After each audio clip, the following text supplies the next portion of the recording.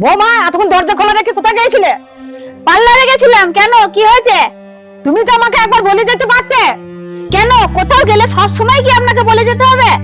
তুমি ভুল করছো, আবার মুখে মুখে তর্ক করছো। হ্যাঁ, তর্ক করেছি, বেশ করেছি। কি করবে তুমি? কি, আপনি আমার গায়ে হাত তুললেন? দাঁড়ান, এক্ষুনি আমি আমার দাদাকে ফোন করছি। হ্যাঁ বোন, বল।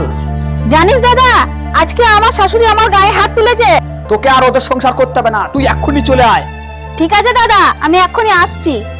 আমার বোনের গায়ে হাত দেয়া, আমি দেখাচ্ছি মজা। আরে, তুমি তোমার বোনকে ডাকলে কেন? ও শুধু এসে এখানে ঝামেলা করে।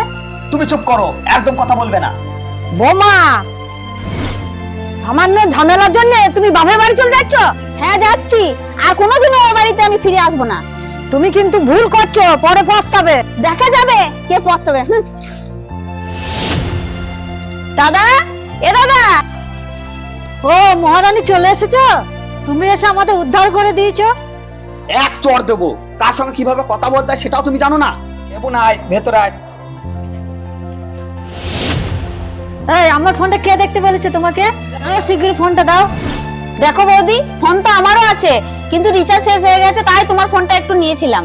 নিজের ফোন বলে তো খুব ফুটানে দেখাচ্ছ, তোমার দাদাই তো ফোনটা কিনে দিয়েছে। এই, তোরা ঝগড়া করছিস কেন? দেখ দাদা, তোদের ফোনটা একটু নিয়েছি বলে বৌদি আমার সঙ্গে ঝগড়া করছে। মনে হচ্ছে চড়িয়ে গাল লাল করে দি।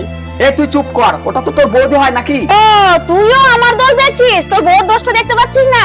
শোনো, এই বাড়িতে থাকতে হলে আমাদের কথা মতন চলতে হবে, তা না হলে বাড়ি থেকে বেরিয়ে যেতে পারো। দাদা, তুই এখনো কিছু বলবি না?